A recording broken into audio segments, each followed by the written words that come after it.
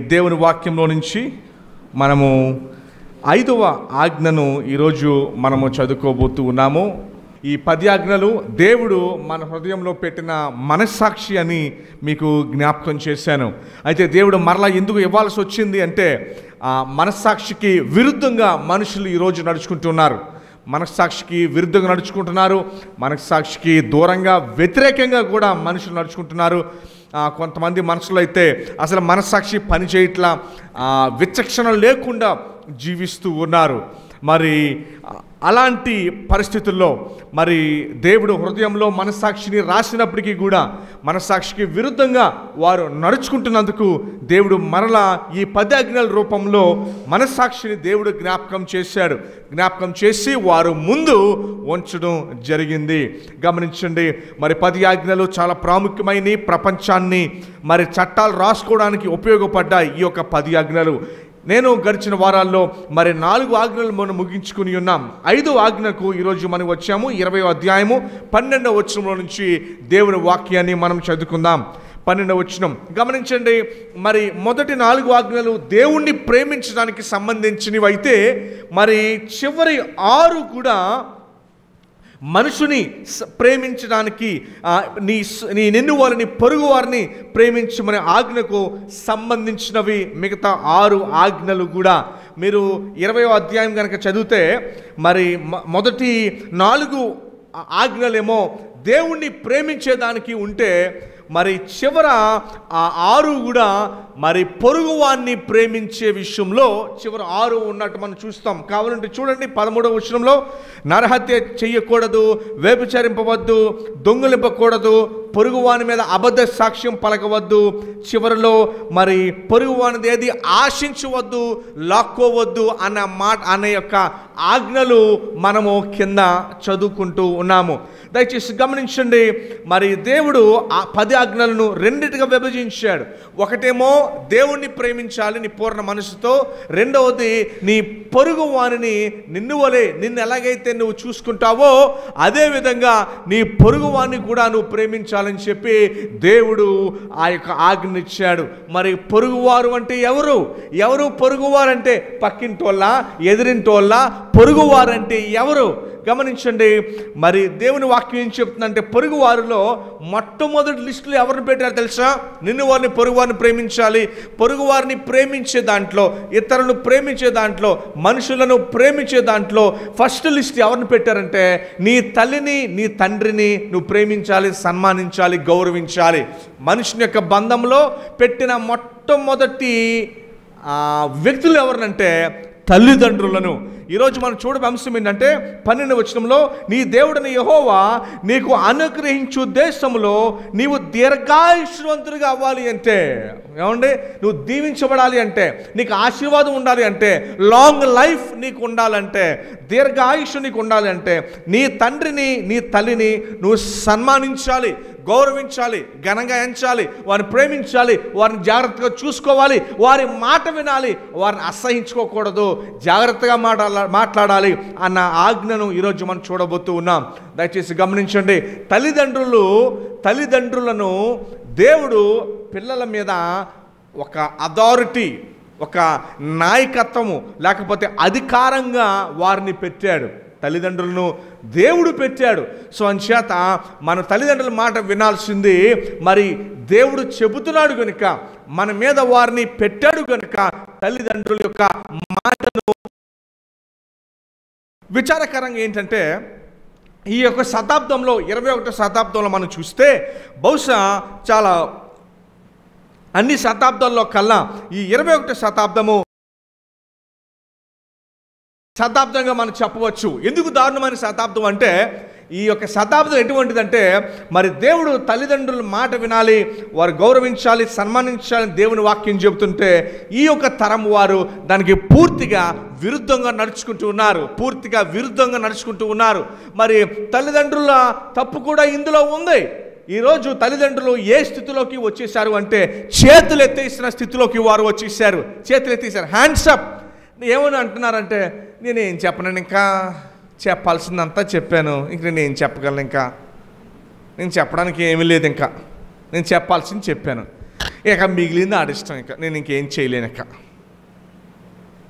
Bible చెప్తుంది, బాలుడు నడవలసిన త్రోవ వానికి చిన్నవాడిగానే ఉన్నప్పుడే నువ్వు నేర్పించు, అప్పుడు పెద్దవాడైతే అందులో నుంచి తొలగిపోడు.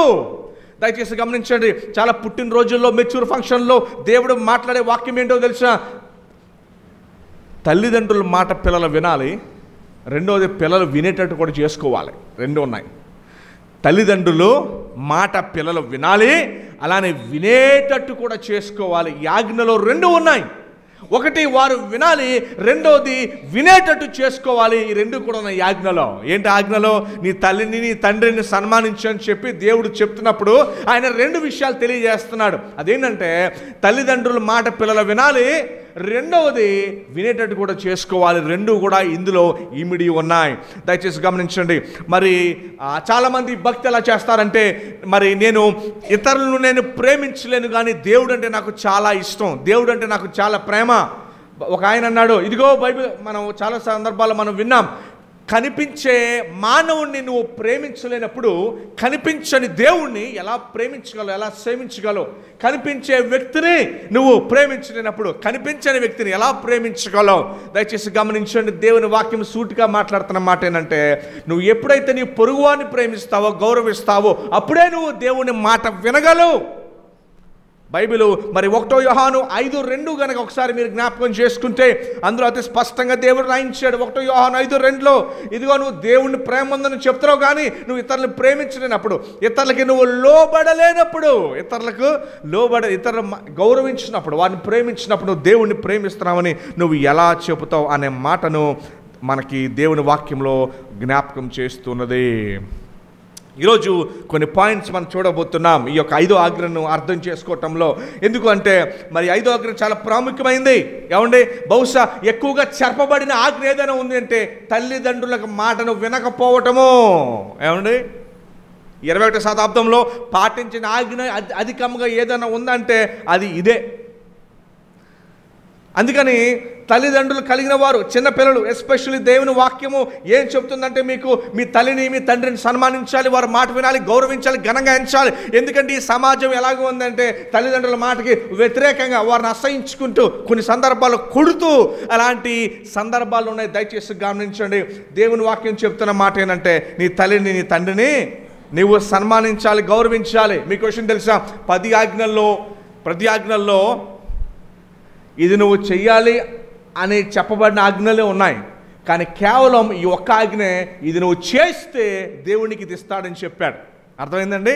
ప్రతి ఆజ్ఞల్లో కూడా ఇదిగో నువ్వు వ్యభిచరింపకూడదు, నువ్వు దొంగిలింపకూడదు, ఆశించకూడదు, నేను తప్ప నీకు వేరే దేవుడు నీకు ఉండకూడదు అని చెప్పే ఆజ్ఞలే తప్ప కేవలము ఈ 5వ ఆజ్ఞ మాత్రమే, నీ తల్లిని తండ్రిని నీవు గనక సన్మానిస్తే, వారిని గౌరవిస్తే, దేవుడు అంటున్నాడు, ఇదిగో నేను నిన్ను దీర్ఘాయుష్మంతుడిగా చేస్తాను, నిన్ను దీవిస్తాను, నేను ఆశీర్వదిస్తాను, నువ్వు వర్ధిల్లుతావు.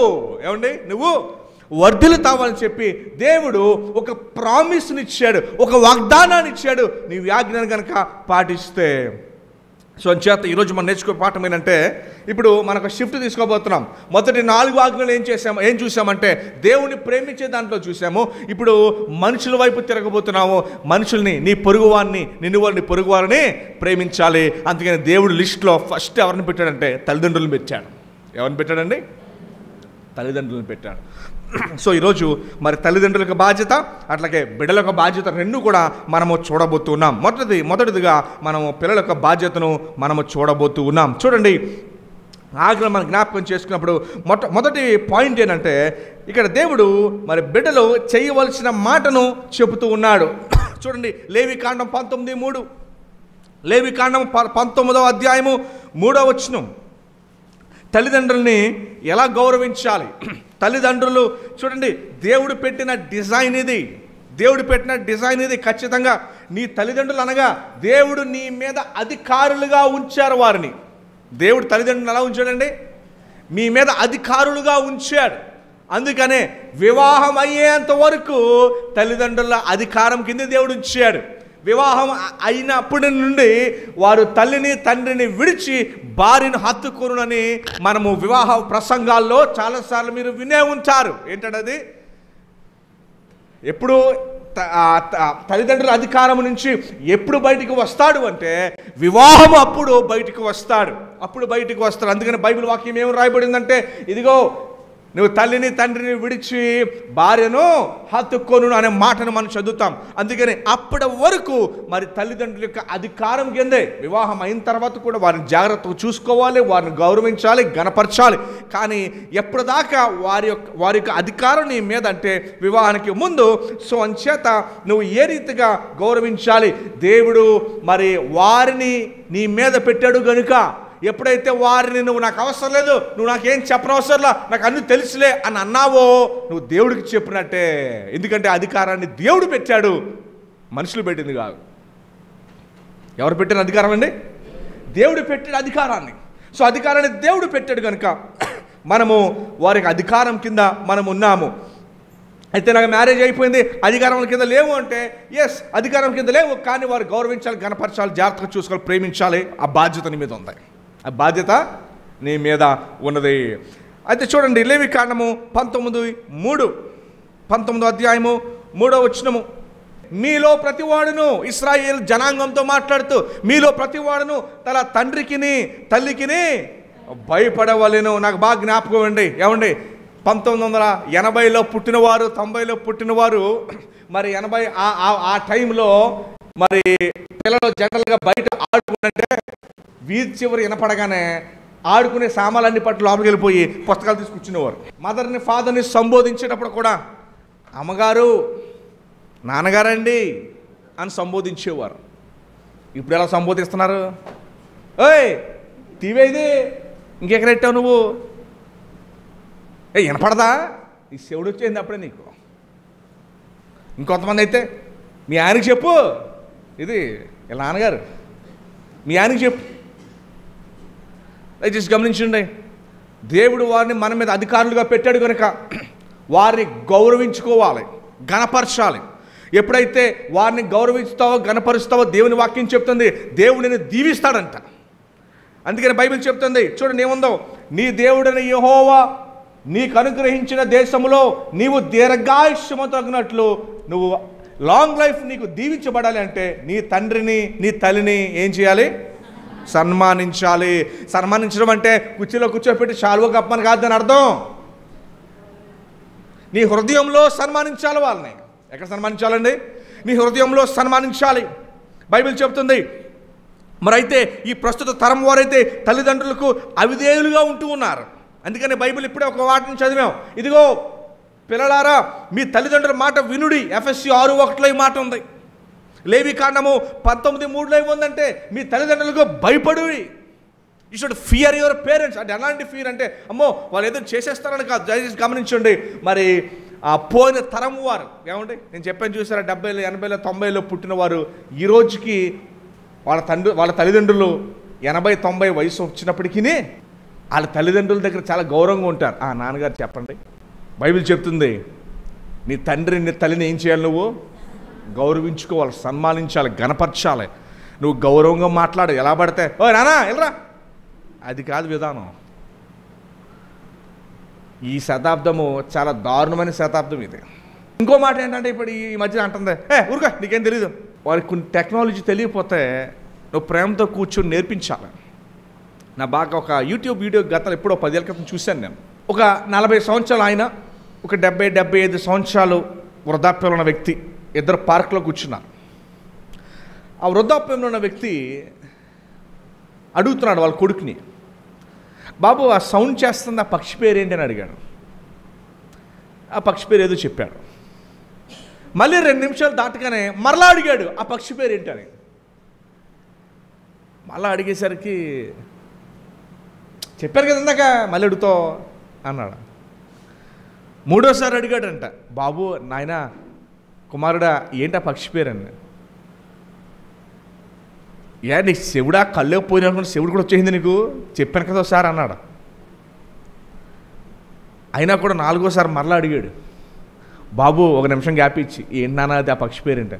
ఇంకా నన్ను అడక్కో, నాకు కోపం వస్తుంది, ఇంకోసారి అడిగితే కొడేతని చెప్తా అన్నాడు. ఏమండే అప్పుడు వాళ్ళ తండ్రి అన్నాడు, నాన్న చిన్నప్పుడు ఇదే పార్క్లో ఇదే పక్షిని నువ్వు 20 సార్లు అడుగు దాని పేరేంటని, ప్రతిసారి ఎత్తుకొని ముద్దు పెట్టుకునే సంతోషంగానే నీకు దాని సమాధానం, దాని పక్షి పేరు చెప్పాను నీకు. కానీ నువ్వైతే ఇసుకున్నా అని చెప్పగానే కుమారుడు ఏడ్చేశాడు, నాన్నగారు నాకు క్షమించండి, నిన్ను ప్రేమించాల్సిన విధంగా నేను ప్రేమించలేదు, నన్ను క్షమించండి. నీ తల్లిని నీ తండ్రిని నువ్వేం చేయాలి? ప్రేమించాలి, గణపరచాలి, వారిని సంతోషంగా చూసుకోవాలి. వారి ఏడుపు నీకు మంచిది కాదు, వారి బాధ నీకు మంచిది కాదు. దయచేసి గమనించండి, దేవుని వాక్యం చెప్తుంది నీ తల్లిని తండ్రిని నువ్వేం చేయాలి. అయితే సాతానుడు ఈ తరము వారిని ఏం చేశాడో తెలుసండి, తల్లిదండ్రుల మాటలు విననవసరంలా, వాళ్ళకి ఏం తెలియదు. నీ ఇష్టానుసారంగా నువ్వు జీవించవచ్చు, నువ్వు ఏదైనా చేయొచ్చు. ఇది ఇలా మారడానికి గల కారణం ఏంటో తెలుసా? దేవుని యొక్క 5 ఆజ్ఞను ఉల్లంఘించేలా చేస్తున్నాడు, తల్లిదండ్రుల మాట వినకపోవడం. మీకు విషయం తెలుసా? రోమిలకు రాసిన 1వ అధ్యాయంలో మీరు చదువుకోండి మీ బైబిల్లో. దేవుడు ఏం చేశాడంటే ఒక లిస్ట్ రాయించాడు. ఇదిగో భూమి మీద పాపము ఎక్కువ అవటం వల్ల దేవుడు వారిని విడిచిపెట్టేశాడంట తుష్ణమైన అభిలాషలకు. వారు తోచినట్టు మీరు ఏం చేసుకుంటే చావండి, తీర్పు దినమందు మీ పని చెప్తానని చెప్పి దేవుడు వారిని విడిచిపెట్టేశాడంట. అందుకనే వారు ఏం చేశారో తెలుసా? వారిని విడిచిపెట్టడం వల్ల వారు నరహంతకులుగా, భయంకరమైన కామాబలేచలతో వారు ఇష్టానుసారంగా తయారయ్యి, మూడోది ఏంటో తెలుసా? వారు తల్లిదండ్రుల మాట వినకుండా అని ఆ పాపాల్లో ఈ లిస్ట్ కూడా చేర్చాడంటే దేవుడు దీన్ని ఎంత సీరియస్గా చూస్తున్నాడో ఒకసారి ఆలోచించండి. మరలా జ్ఞాపకం చేస్తున్నా, ఈ శతాబ్దంలో ఉన్న పెద్ద ప్రాబ్లం ఏంటంటే దేవుడు వారి మీద పెట్టిన అధికారులను లెక్క చేయకపోవటము. ఇంట్లో ఎప్పుడైతే తల్లిదండ్రుల మాట వినడో, స్కూల్లో టీచర్స్ మాట కూడా వినరు. టీచర్స్ని హేళనగా చేస్తూ ఉంటారు. వారు నీకు చదువు చెప్పేవారు, నువ్వు ఉన్నంత ఆ 8 గంటలో కూడా నీకు యాక్టింగ్ పేరెంట్సే వాళ్ళు. వారు నీకు తల్లిదండ్రులు వంటి వారు. అందుకనే చాలామంది టీచర్స్ని కూడా వారిని వెటకరిస్తారు, వారిని హేళన చేస్తారు, అది సరదా అనుకుంటారు. ఇవన్నీ కూడా గమనించండి. ఎప్పుడైతే నువ్వు తల్లిదండ్రులను సన్మానించవో, టీచర్స్ని కూడా నువ్వు వెటకరిస్తావు, వారిని హేళన చేస్తావు. ఇదంతా ఏంటో తెలుసా? సాతానుడు అధికారులుగా దేవుడు మన మీద వారిని పెడితే వారిని హేళన చేయటమే సరదాగా మార్చేశాడు. చాలా జాగ్రత్తగా ఉండాలి విశ్వాసులు. మనం చాలా జాగ్రత్తగా ఆలోచించాలి ఈ విషయాల్ని. సాతానుడు ఏ డ్యామేజ్ చేశాడు అంటే దేవుడు మన అధికారులుగా పెట్టాడు. ఎప్పుడైతే ఈ అధికారాన్ని మనం హేళన చేస్తామో, దీన్ని అవమానపరుస్తామో, అప్పుడు దేవుణ్ణి మనం హేళన చేసినట్టు. ఎందుకంటే వారిని అధికారులుగా పెట్టింది ఆయనే కనుక. అందుకని దేవుని వాక్యం చెప్తుంది, నీ తల్లిని తండ్రిని ఏం చేయాలండి? ఇందాక మీకు జ్ఞాపకం చేశాను నేను. మరి నాడు 21వ శతాబ్దంలో అయితే పరిస్థితులు మారిపోయినాయి. ఏమండి, నాకు చిన్నప్పుడు బాగా జ్ఞాపకం, ట్యూషన్కి పంపించి మా ఇంటి చాలా తల్లిదండ్రులు ఏమని చెప్పారో తెలిసిన పిల్లల్ని ట్యూషన్కి పంపించి వాడి చావు బాధైనా చదువు నేర్పించండి. ఏం చెప్పేవారండి? చావు బాధ అయినా సరే చదువు నేర్పించండి, చదువు రావాలి అని చెప్పేవారు. ఈరోజు అబ్బా పిల్లల్ని కొట్టకండి, పిల్లల్నే అస్సలు కొట్టకండి. బైబిల్ చెప్తుంది, బెత్త వాడిని కుమారుడు తండ్రికి విరోధి. ఎప్పుడైతే తల్లిదండ్రులు భయం ఉండదో ఇష్టానుసారంగా తిరుగుతారు. ఎవరైతే తల్లిదండ్రుల మాట వింటారో బైబిల్ చెప్తుంది దేవుడు వారిని దీవిస్తాడు, దీర్ఘాయుష్వంతులుగా చేస్తాడు. దయచేసి గమనించండి. పెళ్ళికి ముందు తల్లిదండ్రుల మాట వినకుండా వారిని తిడుతూ వారిని అసహించుకుంటూ గనక ఉంటే రేపొద్దున భార్యనైనా సరే భర్తనైనా సరే అలాగే చేస్తారంట. ఒక సైకాలజిస్ట్ చెప్పాడు. ఒక క్రిస్టియన్ సైకాలజిస్ట్ ఏం చెప్పాడంటే, ఒకవేళ నువ్వు అలాంటి వాళ్ళని వివాహం చేసుకుంటే వారు నిన్ను కూడా అలాగే చేస్తారంట. వారు నిన్ను కూడా అలానే చేస్తారు. ఎవరైతే తల్లిదండ్రులను గౌరవిస్తారో, వారు మాట వింటారో, రేపొద్దున మీ మాట కూడా వారు. అయితే చాలామంది ఒక ప్రశ్న ఉంటుంది పిల్లలకి. ఏంటంటే ప్రశ్న తెలుసా? మాట వినాలని చెప్తున్నారు, బాగానే ఉంది, మరి తల్లిదండ్రులు కరెక్ట్గా లేనప్పుడు నా పరిస్థితి అప్పుడు ఏం చేయాలి? అప్పుడు కూడా మాట వినాలి పాస్టర్ గారు. దానికి ఆన్సర్ ఇస్తాను చివరిలో. నువ్వు దీర్ఘాయుష్మంతుడు అవ్వాలంటే నీ తల్లిని తండ్రి ఏం చేయాలండి? సన్మానించు. దయచేసి గమనించండి, నువ్వు తల్లిని తండ్రిని సన్మానించకుండా వారిని గౌరవించకుండా దేవుని దీవెనలు పొందుకోలేవు. ఎందుకంటే అధికారులుగా దేవుడే పెట్టాడు దాన్ని, వారిని అధికారులుగా దేవుడే మన మీద ఉంచాడు. మరలా ఒకసారి ఆగ్రహం జ్ఞాపకం చేసుకుందాం. మొదటి పాయింట్ మీకు ఏం చెప్పారంటే మన యొక్క బాధ్యత. మొదటి పాయింట్ ఏంటండి? మనకు బాధ్యత. రెండవది, దేవుడు మనకి ఇచ్చిన వాగ్దానము. తల్లిదండ్రుల యొక్క వారిని సన్మానించినప్పుడు, వారిని మీరు చక్కగా చూసుకున్నప్పుడు దేవుడు మిమ్మల్ని ఏం చేస్తాడో తెలుసండి? దీర్ఘాయుష్మంతులుగా చేస్తాడంట. విచారకరంగా మరి ప్రతి ఊరిలో, ఒకప్పుడు కొవ్వూరులో మరి ఓల్డేజ్ హోమ్ ఉండేది కాదు. కొవ్వూరులో నేను చిన్నప్పటి నుంచి ఇక్కడ పెరిగిన బాగా జ్ఞాపకం. కొవ్వూరులో ఓల్డేజ్ హోమ్ లేదు. నాకు తెలిసిన చుట్టుపక్కల ఏ ఊరిలో కూడా ఓల్డేజ్ హోమ్ లేదు అసలు. బహుశా మీ చిన్నప్పుడు ఓల్డేజ్ హోమ్ చూస్తుంటారు మీరు. అందరూ కూడా ఒకే ఇంట్లో ఉండేవారు, కలిసి ఉండేవారు, తల్లిదండ్రులను చక్కగా చూసుకునేవారు. కానీ ఈరోజు ఏమైపోయిందంటే ఓల్డ్ ఏజ్ హోమ్లు పెరిగిపోయినాయి, నర్సింగ్ హోమ్లు పెరిగిపోయినాయి. కొన్ని డబ్బులు బాగుంటే నర్సింగ్ హోమ్ అంటున్నారు, వారిని సరిగ్గా చూసుకోకపోతే ఓల్డ్ ఏజ్ హోమ్లో పాడేస్తున్నారు. ఓల్డ్ ఏజ్ హోమ్లో ఏం చేస్తారో తెలుసండి? నర్సింగ్ హోమ్లో ఓ 10,000 ఇచ్చి నర్సుకి, ఒక 20,000 ఇచ్చి నర్సుకి అక్కడ పెట్టేసి, డబ్బులు ఉన్నాయి కదా, టైం లేదు, అలా మూల పాడేసి వాళ్ళని చూసుకోండి. ఆ వయసులో తల్లిదండ్రులకు కావాల్సింది డబ్బులు కాదు. ఆ వయసులో, చివరి వయసులో తల్లిదండ్రులకు కావాల్సింది ఎవరో తెలుసా? నువ్వు కావాలి. ఎవరు కావాలండి? పిల్లలు కావాలి దగ్గర. అలాంటి సమాజంలో ఈరోజు మనం జీవిస్తున్నాం. అందుకని బైబిల్ చెప్తుంది, పిల్లలు తల్లిదండ్రుల మాట వినాలి. రెండవది, పిల్లల మాట వినేటట్టు కూడా చేసుకోవాలి. ఈ ఆజ్ఞను గమనించండి ఒకసారి. మరలా చదువుతున్న 12వ వచనం. నీ దేవుడిని యెహోవా నీకు అనుగ్రహించు దేశంలో నీవు దీర్ఘాయుష్మంతుడు అవ్వాలి అంటే నీ తల్లిని తండ్రిని ఏం చేయాలి? సన్మానించాలి. నువ్వు దీర్ఘాయుష్ నీకు ఉండాలి అంటే, దయచేసి గమనించండి, ఎవరైతే తల్లిదండ్రులను గౌరవించరో వారు సమాజాన్ని గౌరవించరు, ఎవరిని గౌరవించరు. వారి జీవితంలో నెమ్మది ఉండదు. వారి జీవితంలో నెమ్మది ఉండదు. వారికి దీర్ఘాయుష్ ఎందుకు ఉండదు తెలుసా? ఎప్పుడైతే తల్లిదండ్రుల మాట వినరో చెడ్డ అలవాట్లలో పడిపోతారు. ఎక్కడ పడతారండి? చెడ్డ అలవాట్లు, తాగుడు, చెడ్డు వ్యసనాలు, బండి నడపడం సరిగ్గా చేత కాదు. ఎప్పుడైతే తల్లిదండ్రుల మాట వినరో సమాజాన్ని వారు గౌరవించలేరు. దేవుడు, ఎందుకంటే వారు దేవుని అధికారం కింద కూడా లేరు. చాలామంది సైకాలజిస్టులు చెప్తున్నారు, రిపోర్ట్లు చెప్తున్నాయి, వారు త్వరగా తమ జీవితాన్ని అంతమొందించుకుంటారంట. వారి యొక్క జీవితాన్ని బట్టి వారు ఎవరి మాట వినరు కదా, సైన్ బోర్డుల మాట వినరు, స్పీడ్ లిమిట్లు చూడరు, ఆరోగ్యం గురించి పట్టించుకోరు, దేని గురించి చూడరు. వారి జీవితాన్ని త్వరగా అంతమొందించుకుంటారు. అందుకని చూడండి, ఊర్లో అంతట్లో కూడా యవనస్తుల ఫ్లెక్సీలు ఇక్కడ కనపడుతున్నాయి మనకి. వృద్ధాప్యంలో ఉన్నవారు ఫ్లెక్సీలు కనపడట్లా, యవనస్తుల ఫ్లెక్సీలు కనపడతా ఉన్నాయి. ఆ ఫ్లెక్సీలు అందరి దగ్గరికి వెళ్ళి చూడండి, ఇంట్లో తల్లిదండ్రుల మాట వింటాడంటే అస్సలు మాట వినండి, అస్సలు మాట వింటాం కాబట్టి చూసుకోండి. అందుకని బైబిల్ చెప్తుంది, నీ తల్లిని నీ తండ్రిని నువ్వు సన్మానిస్తే నీకేముంటుందండి? దీర్ఘాయుష్ ఉంటుంది, దీవెన ఉంటుంది, ఆశీర్వాదం ఉంటుంది. దేవుడు వారిని అధికారులుగా నీ మీద పెట్టాడు. సో అంచేత ఖచ్చితంగా వారి మాటను మనం వినాల్సిన వారమై ఉన్నాం. దయచేసి చూడండి, ఎఫెసీయులకు రాసిన పత్రిక 6వ అధ్యాయం మొదటి 3 వచనాలు. దయచేసి అందరం కూడా బైబిల్ చూద్దాం.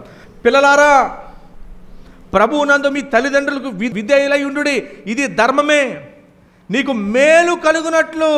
నీ మాట వింటే కాదు నీకు మేలు. ఎవరి మాట వింటే మేలు?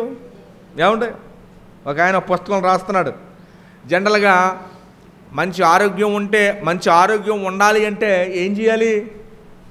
డ్రై ఫ్రూట్స్ తినండి, మంచి అక్కడ ఆహారాన్ని తినండి, ఆయిల్ మానేయండి, వైట్ రైస్ మానేయండి, అది మానేయండి, ఇది మానేయండి అని చెప్పి లాంగ్ లైఫ్ ఉండాలి, దీర్ఘాయుష్ ఉండాలి అంటే ఏం చెప్తారు టీవీలో?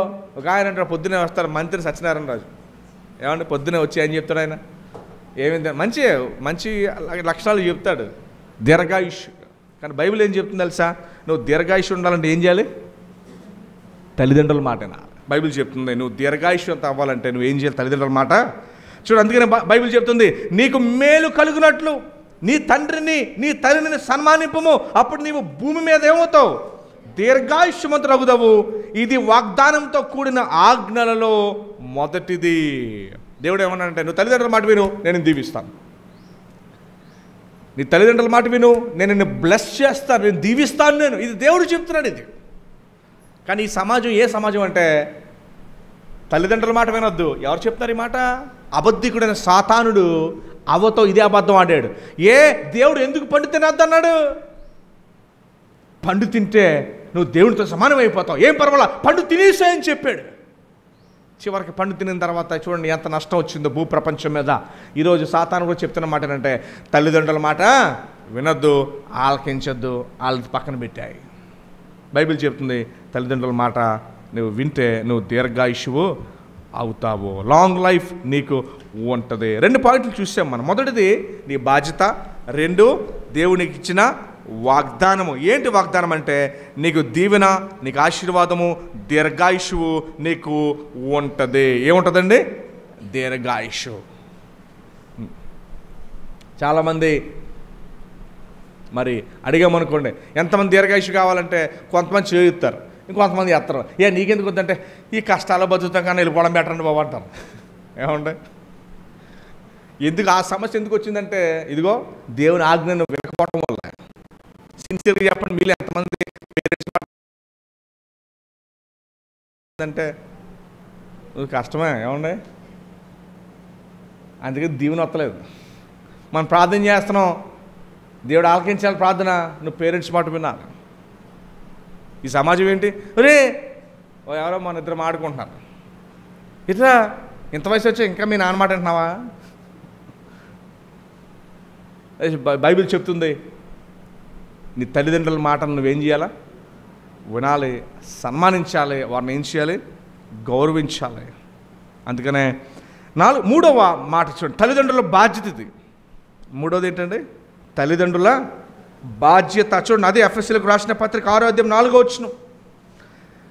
బైబిల్ చెప్తుంది నీ తల్లిని నీ తండ్రిని నువ్వు సన్మానించాలి, మరి వారు కూడా సన్మానాన్ని పొందుకునే వ్యక్తులుగా ఉండాలి. సో ఎప్పుడైతే వాళ్ళు అలా ఉండరో ఆటోమేటిక్గా వారి ఆజ్ఞను ఉల్లంఘించినట్టే, మీరినట్టే. 4వ వచనం చూడండి, తల్లిదండ్రులారా మీ పిల్లలకు కోపము రేపక ప్రభు యొక్క శిక్షణలోను బోధలోను వారిని పెంచుడి. తల్లిదండ్రుల బాధ్యత ఏంటండి? చాలాసార్లు మనం మంచి ఫీజు కట్టి చక్కటి స్కూల్లో లేకపోతే మంచి బట్టలు చక్క వారి కోసం అన్ని ఆస్తి, వివాహం అయితే వారికి కావాల్సిన అన్నింటిని కూడా మనం సమకూరుస్తాం. కానీ సమకూర్చాల్సింది ఏంటో తెలుసా? తల్లిదండ్రులారా మీ పిల్లలకు కోపము రేపక ప్రభు యొక్క శిక్షణలో బోధనలో వారిని పెంచుడు. ఎప్పుడైతే నువ్వు ప్రభువులో పెంచుతావో వారు ఎదగడం వారే నేర్చుకుంటారు, దేవుడు వారిని ఎదిగింపజేస్తాడు. వారికి ఉద్యోగం అంటారా, వివాహం అంటారా, వారి భవిష్యత్తు అంటారా, అన్నీ కూడా దేవుడి వారికి సమకూరుస్తాడు. దేవుని బిడ్డలకి దేవుడు ఎన్నడూ కూడా లోటు చేయడు.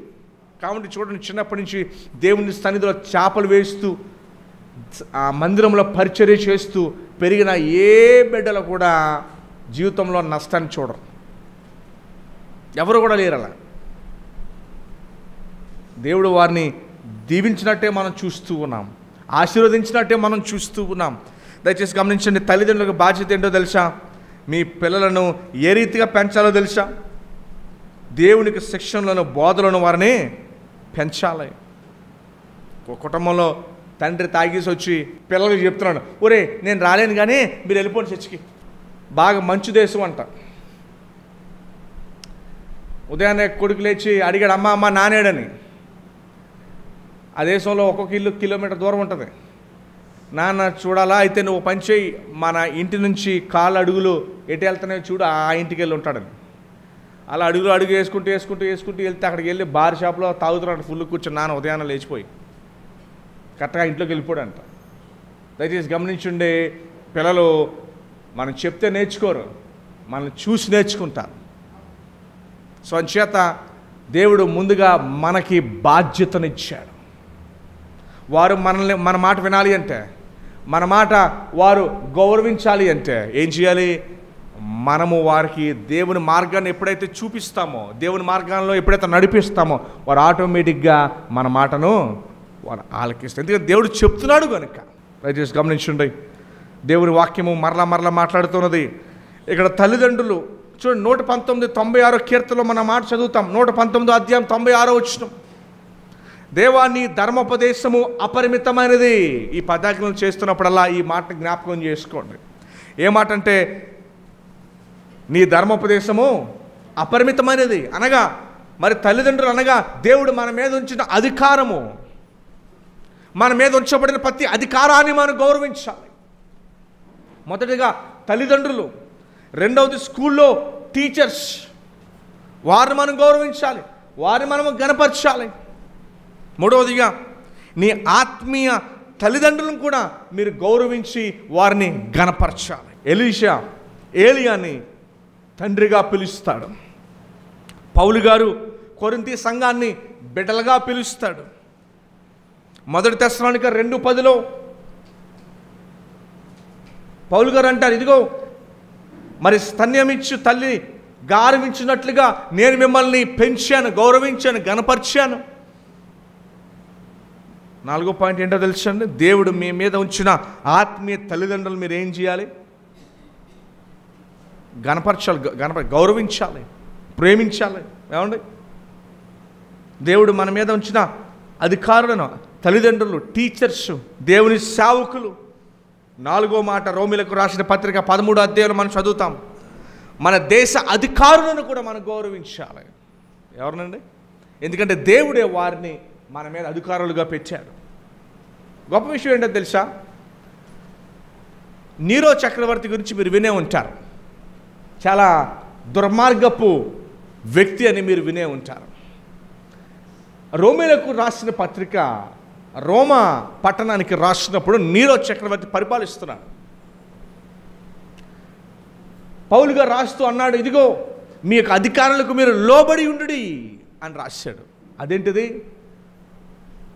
అక్కడేమో నీరో చక్రవర్తి దేవుని నమ్ముకున్న బిడ్డలను హింసిస్తుంటే పౌలు ఏం రాశాడు తెలుసా?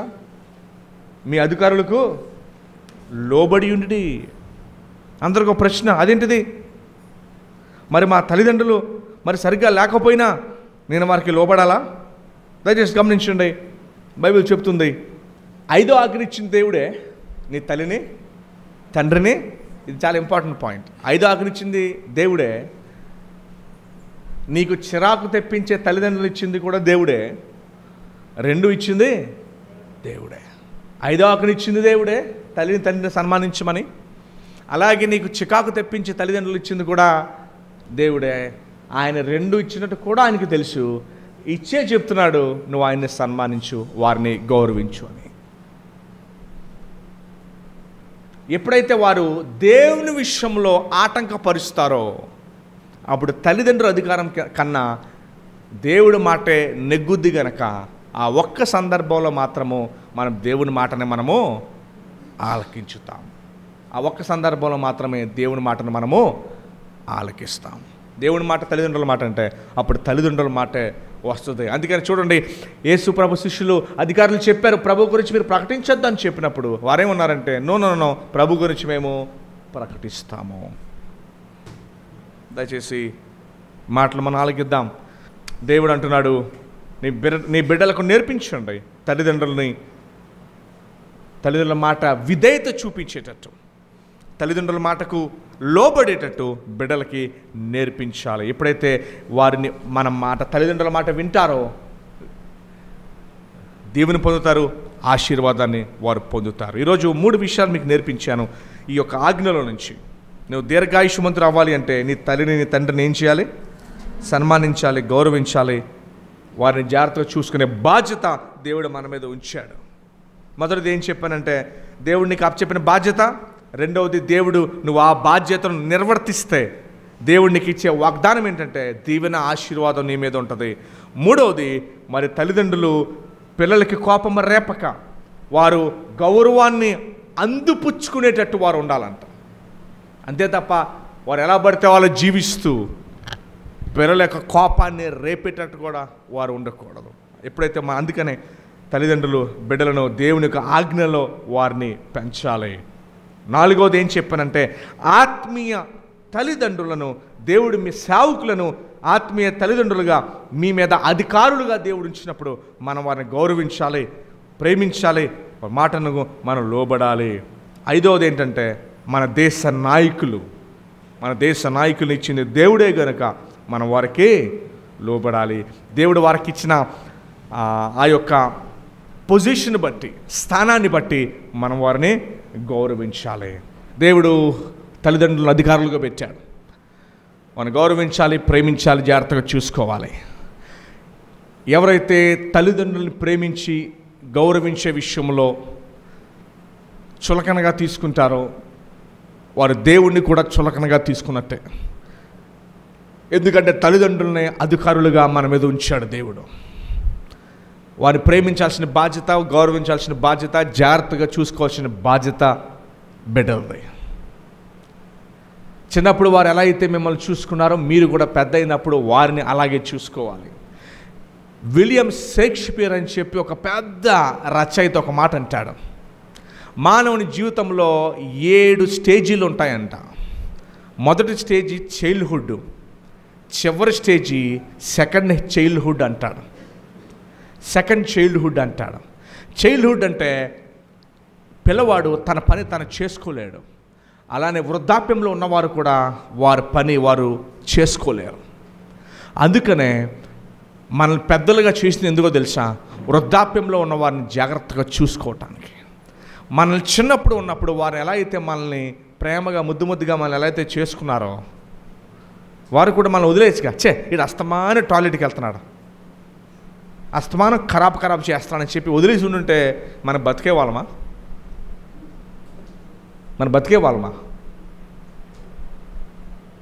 కానీ మనం పెద్ద అయిన తర్వాత వృద్ధాప్యంలో ఉన్న తల్లిదండ్రుల విషయంలో చాలామంది అసహించుకుంటారు. వారు సరిగ్గా చూడరు. కొన్ని కుటుంబాలు అయితే సరిగ్గా తిండి కూడా పెట్టరు. చాలా తప్పు అది. దేవుడు దాన్ని మెచ్చడం. ఖచ్చితంగా వాళ్ళు ఎట్టివారైనా సరే దేవుడు మనకిచ్చిన అధికారాన్ని బట్టి వారిని మన మీద ఉంచాడు కనుక మన బాధ్యత ఏంటంటే వారు ఎట్టివారైనా సరే మనం వారిని ఒక బాగోగులు మనం చూడాలి. తెలియని విషయాలు ఉంటే వారికి చెప్పచ్చు, అలా కాదు ఇలాగని. ఎందుకంటే కాలం మారుతుంది, టెక్నాలజీ మారుతున్న వల్ల ఖచ్చితంగా వారిని ప్రేమపూర్వకంగా వారికి మనం నేర్పించవచ్చు, చెప్పచ్చు. అలా కాదు ఇలాగ నేర్పించవచ్చు. ప్రేమపూర్వకంగా మనం వారికి బోధించాలి, నేర్పించాలి. అరే మా తల్లిదండ్రులు నన్ను సరిగ్గా చూసుకోలేదు ఇచ్చినప్పుడు, నాకేమి ఇవ్వాలా, ఇప్పుడు నాకు ఇవ్వాలా? నాకేం ఆస్తి ఇవ్వలేదు, నన్ను సరిగ్గా చూడలేదు అసలు చిన్నప్పుడు, నాకు సరిగ్గా ఫీజు కూడా కట్టలేదు, నాకు చిన్నప్పుడు ఏమి ఇవ్వాలా, ఇప్పుడు వాళ్ళని నేను చూడాలా? బైబిల్ చెప్తుంది ప్రభువును బట్టి నువ్వు వాళ్ళని చూడాలి. ఎవరిని బట్టి? నువ్వు దేవుని బిడ్డవయ్యో, అప్పుడు నువ్వు గత మనిషివి కాదు. వారిని నువ్వు క్షమించి నువ్వు వారిని జాగ్రత్తగా చూడాలి. ఒకవేళ ఎవరికైనా డౌట్స్ ఉన్నాయనుకోండి, పాస్టర్ గారు ఎంతవరకు వారి మీద జాగ్రత్తగా చూడాలి, ఎంతవరకు చూడొచ్చా? మరి చాలా సందర్భాల్లో వారు నా విషయంలో సరిగ్గా లేరు, నన్ను క్రూరంగా చూశారు, వారు నన్ను సరిగ్గా చూసుకోవాలొచ్చినప్పుడు బైబిల్ చెప్తుంది వారిని బట్టి కాదు, దేవుడు వారిని మీకు అప్పచెప్పాడు కనుక వారిని మీరు సరిగ్గా చూడాలి. అలాగే తల్లిదండ్రులు కూడా దేవుడు చెప్తున్న మాట ఏంటంటే, తల్లిదండ్రులు కూడా దేవుడు చెప్తున్న మాట ఏంటంటే, మరి వారు గౌరవాన్ని పొందుకునేటట్టు, బిడ్డల యొక్క గౌరవాన్ని భయభక్తుల్ని పొందుకునేటట్టు మనం కూడా ప్రవర్తించాలి. మనం ఎలా పడితే అలా ప్రవర్తించుకోవడం, వారి గౌరవాన్ని పొందుకునేటట్టు మనం. సో ఎప్పుడైతే వారిని దేవుని యొక్క భయభక్తులు మనం పెంచుతామో ఆటోమేటిక్గా వారు మనకు గౌరవిస్తారు. ఏమండి? బలం ఉన్నంత వరకు ఓకే, కానీ బలం తగ్గిపోయిన తర్వాత బిడ్డలకు అవసరం. అందుకని వారికి ఏమి నేర్పించాలంటే దేవుని యొక్క భయభక్తుల్ని మనము నేర్పించాలి. అప్పుడు బిడ్డలు దీవించబడతారు, ఆశీర్వదించబడతారు, దీర్ఘాయుష్షు వారు కలిగి ఉంటారు. నీ దేవుడని యెహోవా నీకు అనుగ్రహించు దేశంలో నీవు దీర్ఘాయుష్వంతులగినట్లు నీ తండ్రిని నీ తల్లిని సన్మానించుము. మరి 10 ఆజ్ఞల్లో దీవెనతో కూడిన ఆశీర్వాదంతో కూడిన ఆజ్ఞ ఏంటంటే ఇది ఒకటే. మిగతా ఆజ్ఞలకి వెంటనే మార్పు కనిపించదు, కానీ డైరెక్ట్గా మార్పు చూడలేం. కానీ దీనికైతే ఇంటికి వెళ్ళగానే చూసేయచ్చు. ఏమండే? దీన్నైతే ఇంటికి వెళ్ళగానే చూసేయచ్చు ఖచ్చితంగా. ఇంకోటి ఏంటంటే, మరి క్రైస్తవులు ఒక ఉపమానంగా నిలబడాలి. లోకస్తులకి క్రైస్తవ బిడ్డలు ఒక ఉపమానముగా నిలబడాలి, ఒక మాదిరిగా నిలబడాలి. లోకము తల్లిదండ్రులను ఏ విధంగా సంబోధిస్తుందో మనకు తెలియదు, కానీ ఖచ్చితంగా మీరైతే వారిని గౌరవించేటట్టు సంబోధించాలి. అప్పుడు దేవుడి దీవెనలు నిండుగా మీ మీద ఉంటాయి. దేవుడి మాటలు దీవించునుగాక.